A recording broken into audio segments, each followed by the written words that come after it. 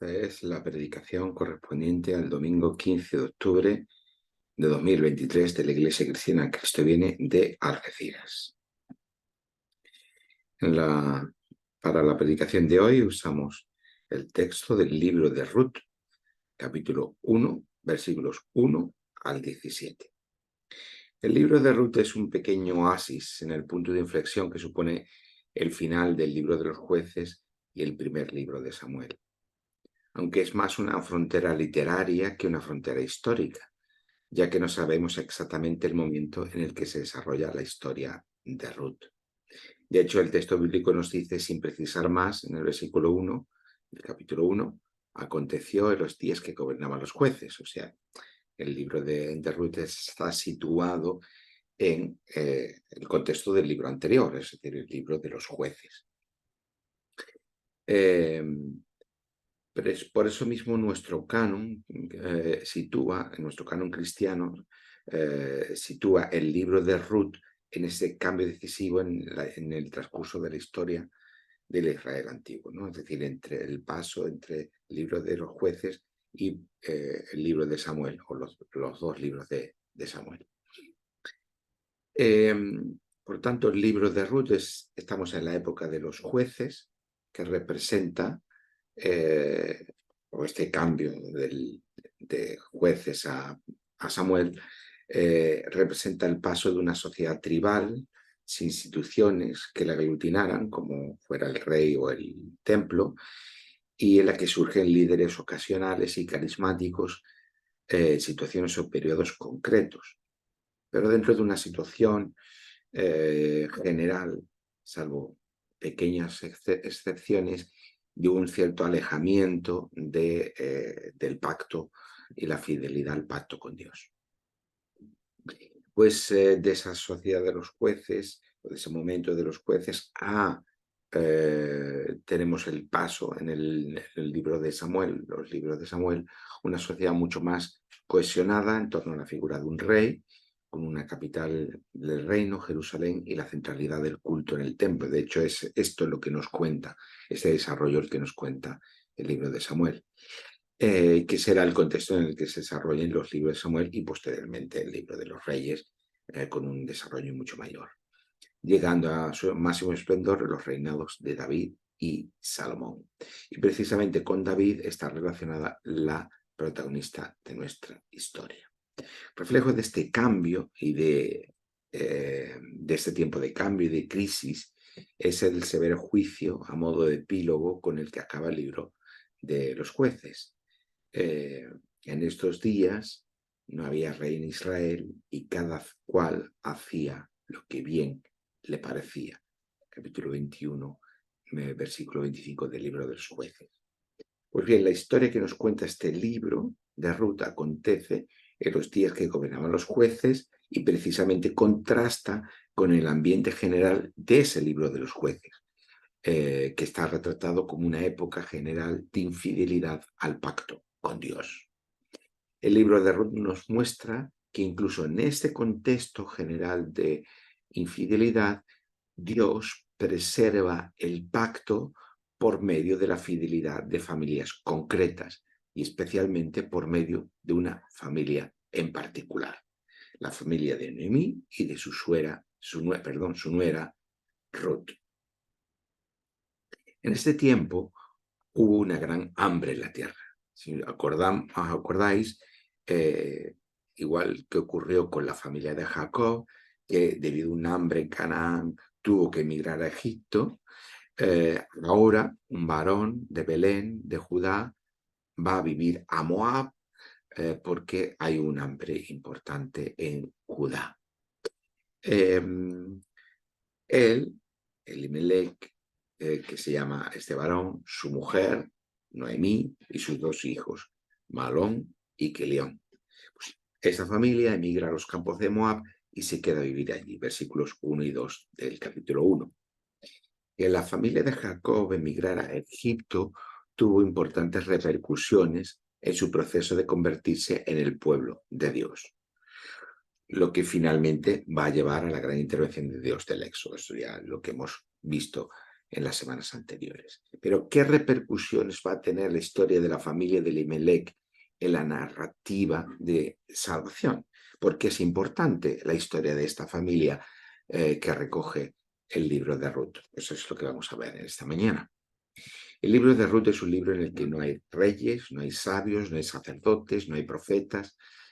La acción está alejada, por tanto, de todos los centros del poder político, económico o religioso.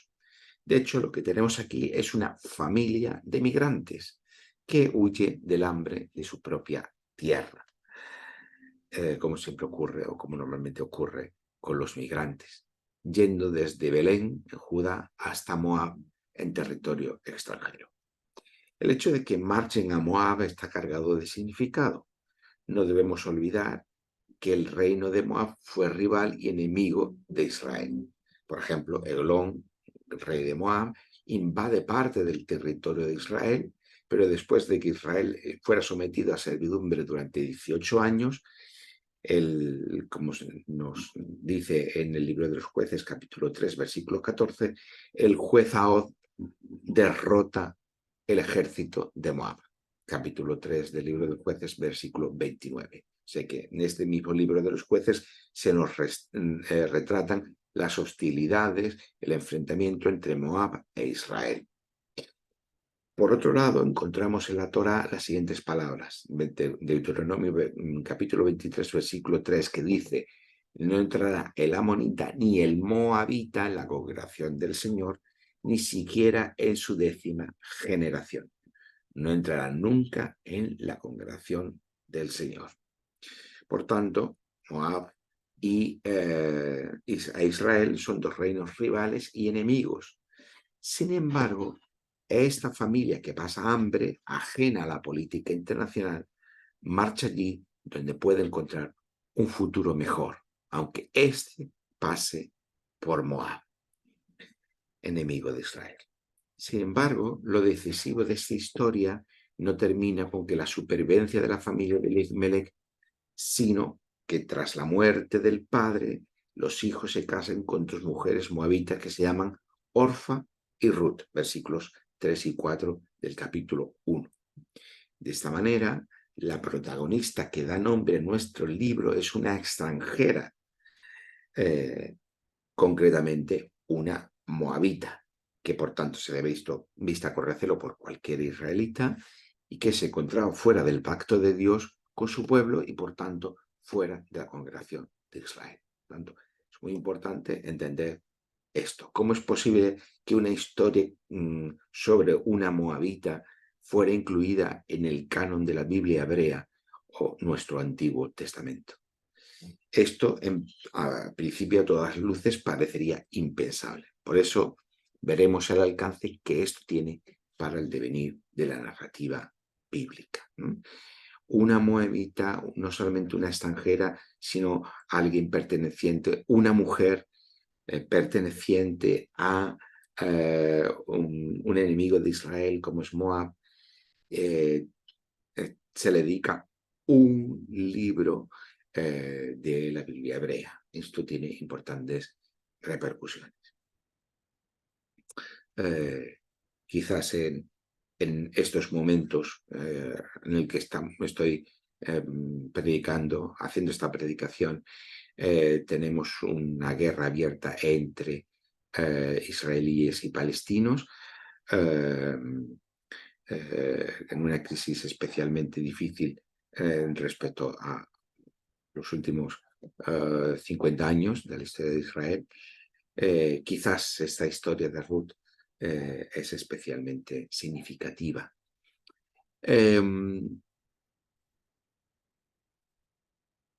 Por otro lado, en este libro de Ruth, las protagonistas son las mujeres y está narrado desde la perspectiva de las mujeres. Los hombres, en la introducción del libro, todos los varones mueren. Como leemos en el versículo 5, murieron también, murió Elimelec y murieron también los dos hijos, Malón y Kelión. Muere el patriarca, el cabeza de familia, y mueren los dos los 2 hijos varones. De modo, dice el texto bíblico, que la mujer, Noemí, quedó así desamparada, sin sus 2 hijos y sin su marido. Por lo tanto, se queda Noemí como la principal protagonista en este momento de la narración. Pero a Noemí le acompañan otras 2 mujeres, que son sus nueras, aunque la protagonista principal será una de ellas. Por lo tanto, tenemos Noemí, que queda totalmente desamparada económica y socialmente, y su nuera Ruth, que decide permanecer con ella, mientras que su otra nuera, Orfa, se queda en su lugar de origen, en Moab.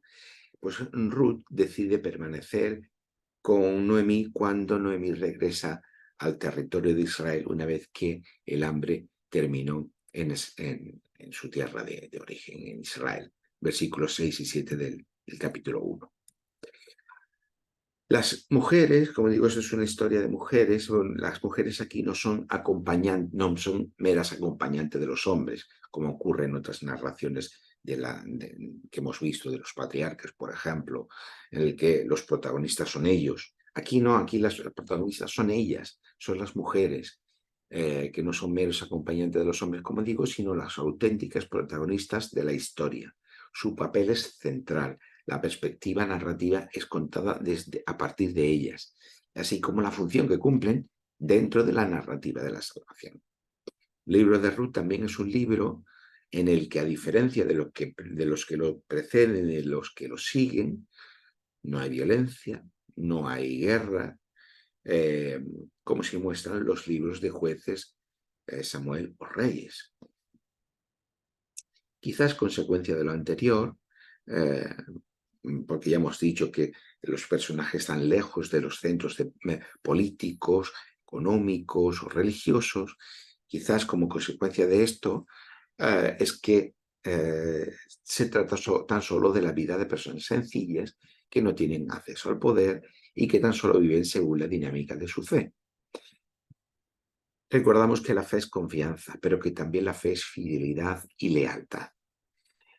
Tener fe es tener confianza en Dios, pero también ser fiel y ser leal a Él. Y no es extraño entonces que este libro de Ruth contraste la fidelidad que vemos en los personajes respecto de ese panorama general de infidelidad en el que se desarrolla esta etapa de la historia de Israel. Por otro lado, y para añadir más, Ruth se convertirá en la bisabuela nada más y nada menos que del rey David. El gran rey David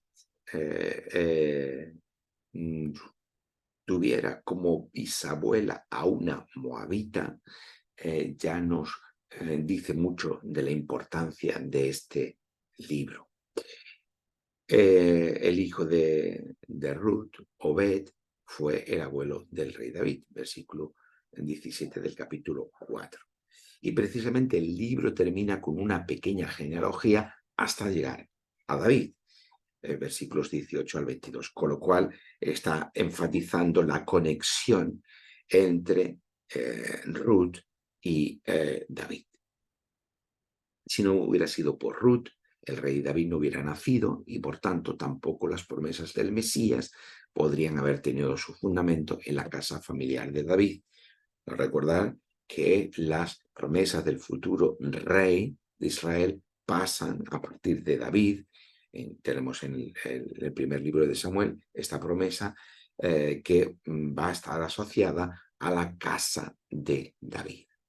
Y por tanto, ese Mesías estará relacionado con la casa familiar de David. Como vimos en las historias de los patriarcas, la promesa y la salvación de Dios se abre paso dentro de las circunstancias más insospechadas y por medio de los caminos menos esperados. Como ya vimos, ¿no? Que esa promesa de Dios continúa no por la vía del primogénito, sino del hijo menor, en muchos casos para enfatizar que la promesa continúa por medio de la gracia y la misericordia de Dios y la acción de Dios. Y aquí vemos cómo la promesa de Dios continúa incluso por medio de una extranjera, de una moabita nación enemiga de Israel. Por supuesto, la figura de David se convierte, como digo, en paradigma del futuro Mesías, y cuando la monarquía de Israel fracase estrepitosamente y pues los profetas anuncian la llegada de un nuevo rey que traerá el reinado justo de Dios. Por tanto, vemos en toda esta panorámica de la narrativa de la Escritura la importancia que Ruth tiene para como un elemento fundamental de toda esta narrativa. Por tanto, el libro de Ruth, de alguna manera, es precursor del Evangelio. Por un lado, porque Jesús, el Mesías, pertenece a la casa de David, ya lo hemos mencionado. Y precisamente la genealogía que el Evangelio de Mateo nos trae acerca de Jesús, en el versículo 5 encontramos la mención expresa a Ruth. Boaz o Boaz engendró de Ruth a Obed y Obed a Isaí. Isaí engendró al rey David y después va a continuar hasta llegar a Jesús, el Mesías. Por tanto, tenemos que aquí una narrativa continua en la que tenemos una conexión entre Ruth, rey David y el propio Jesús. Pero el libro de Ruth es precursor del Evangelio no solo por su filiación familiar, sino por su mensaje. Porque en el libro de Ruth no hay exclusiones por razón de sexo, ya que las protagonistas son mujeres, ni de etnia, porque la narración se desarrolla en tierra extranjera, y porque una de las protagonistas, Ruth, no es de ninguna tribu de Israel, sino que es moabita. Y todo ello porque lo que define a Ruth no es su etnia, ni su sexo, ni su estatus, sino única y exclusivamente su fidelidad a su suegra y, por tanto, su fe y fidelidad también al Dios de su suegra, el Dios bíblico. Esta fe, como fidelidad, sirve de base al mensaje fundamental que transmite el libro. Ruth, una moabita, una extranjera que no pertenece a ninguna tribu de Israel, sino a un pueblo enemigo de Israel, llega a formar parte del pueblo de Dios por medio de la fe. Como dice el versículo 16, Ruth le respondió: no me ruegues que te deje y me aparte de ti, porque a donde quiera que tú vayas, iré yo, y donde quieras que vivas, viviré. Tu pueblo será mi pueblo, y tu Dios, mi Dios. Por tanto, vemos que en contraste con esa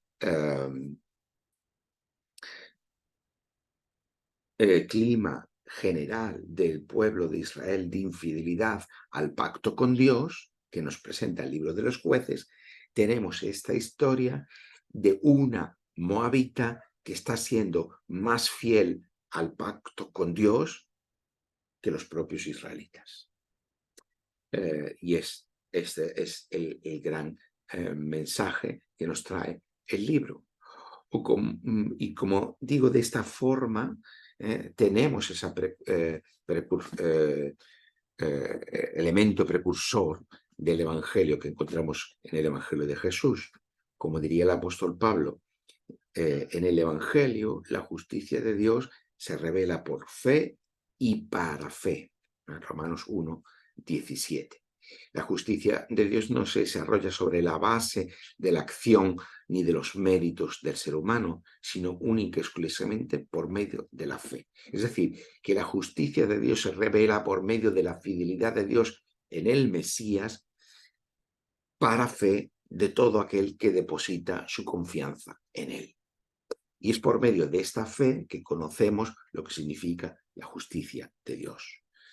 La justicia de Dios es que Dios pone orden en su creación por medio de la fidelidad de Jesús, el Mesías, y que tiene la finalidad de llevar a la fe, a la confianza, a todo aquel que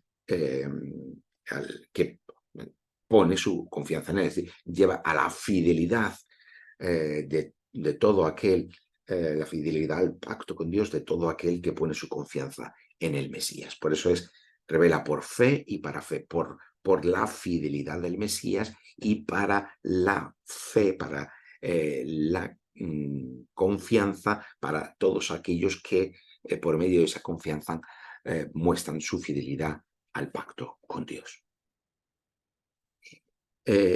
Por tanto, esa fidelidad al pacto, esa fidelidad en el pueblo de Dios, en la pertenencia al pueblo de Dios, no se da por la vía de la filiación biológica, ni de la pertenencia étnica, ni de la condición de sexo o género, la clase social o incluso la fidelidad a un gobernante humano. No es por ninguna de estas vías que la justicia de Dios se revela por fe y para fe, sino única, exclusivamente por medio de la fe en Jesús y por medio de la fe, fidelidad que el Mesías ha tenido con respecto al pacto con Dios, cumpliendo la parte de Dios, pero también viendo la parte que corresponde a su pueblo. Así que igual que le ocurre a Ruth, que ella pertenece al pueblo de Dios, no por filiación biológica, ni pertenencia étnica, porque era moabita, ni por la condición de sexo, porque es una mujer, no puede circuncidarse, ni por su clase social, una persona sencilla, no está en la élite, ni por la fidelidad a un gobernante humano, porque no está prestando fidelidad al rey de Israel, sino única y exclusivamente por la fe, fidelidad que presta al Dios de Israel. Pues esta es la clave del Evangelio que se nos muestra también en Jesús el Mesías y como el apóstol Pablo en Galatas 3:28 nos trae. De la misma manera que en el Evangelio de Jesús el Mesías, todas las barreras son derribadas, las mujeres son las primeras testigos de su manifestación, los extranjeros y los no judíos son incorporados por medio de la fe como participantes de pleno derecho en el único pueblo de Dios, depositario y portador de las promesas de Dios. Así que tenemos en ese sentido que el libro de Ruth es ese precursor del Evangelio de Jesús. En el Evangelio de Jesús el Mesías no tiene cabida tampoco ni la exclusión ni la violencia, porque no se basa en el poder ejercido por el ser humano ni en la justicia humana que busca justificar según los resultados sus propias acciones, sino en la fidelidad de Dios al pacto y a sus promesas. Como hemos visto, este es un libro de personas sencillas, viviendo vidas normales y sencillas. Aparentemente, pues no hay grandes logros ni prodigios, pero vemos cómo la vida de estas personas normales y sencillas tiene un largo alcance y un importante recorrido. Y es que muchas veces lo importante no es hacer muchas cosas, sino hacer aquello a lo que hemos sido llamados. Nuestra vida de hoy está orientada a producir resultados por este sistema socioeconómico en el que vivimos. Incluso la vida de las iglesias está condicionada por los logros de la estadística del cuanto más mejor. Frente a ello, valoramos la vida sencilla de personas sencillas, capacitadas por el llamamiento que han recibido de Dios. Así que dejémonos cautivar por la lectura del libro de Ruth, que tanto tiene que ofrecernos, y de su mensaje. una invitación a una vida sencilla, basada en una sólida fe, confianza en la fidelidad de Dios en nuestra vida. Por último, decir que encontramos descanso en nuestra vida cuando llegamos a comprender que lo decisivo no es ni tan siquiera nuestra propia fidelidad a Dios, sino que lo decisivo para nuestra vida es la fidelidad de Dios hacia nosotros, que ya la justicia de Dios se revela por fe y para fe, ¿no? Por medio de la fidelidad de Dios mismo, por medio del Mesías. Esto es lo decisivo, que incluso cumple nuestra parte del pacto. Esto es lo decisivo. Todas las cargas y los pesos caen de nuestra vida. Y en esto consiste una vida de fe, descansar en la realidad que Dios es un Dios para nosotros, que está a nuestro favor, porque es un Dios de gracia y de misericordia. Una vida basada en la confianza, pero también en la fidelidad y en la lealtad por la que Dios, como nuestro Rey, como el Rey de nuestra vida, gobierna realmente nuestra vida, incluso frente a las circunstancias más desfavorables. Incluso en aquel ambiente del libro de los jueces que parecía que el pueblo de Israel vivía en una constante infidelidad al pacto, Dios escoge, elige familias, personas que hacen progresar por medio de las cuales progresa la promesa y el pacto con Dios. Y esta siempre es la opción de Dios, el elegir el camino más inverosímil para hacer crecer su promesa y avanzar su promesa. También por medio de Jesús. Por lo tanto, confiemos en esto, tenemos ese descanso, ¿no? Que nuestra propia vida Dios pueda hacerla avanzar desde la opción más inverosímil, la más extraordinaria, la menos esperada. Así que vivir una vida de fe significa confiar en Dios y confiar en la fidelidad de Dios. Por supuesto, nuestra fidelidad y nuestra fe, nuestra confianza en Él es muy importante, pero no es lo más decisivo.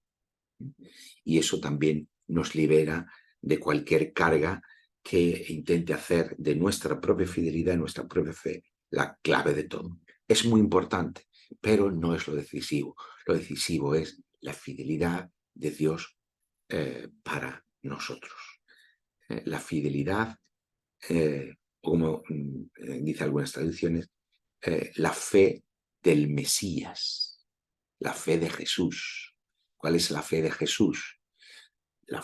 Su fidelidad al pacto de Dios con su pueblo y por lo tanto que cumple esa parte de Dios, pero también cumple la parte del pueblo. Esto es lo importante, esto es lo decisivo y esto es lo que nos da realmente descanso para nuestra vida. Que Dios puede abrir camino donde pensamos que no lo hay, como cantamos esta famosa canción, y al mismo tiempo que Él es fiel a la promesa dada y que la va a hacer cumplir también en nuestra propia vida. Que así sea. Amén.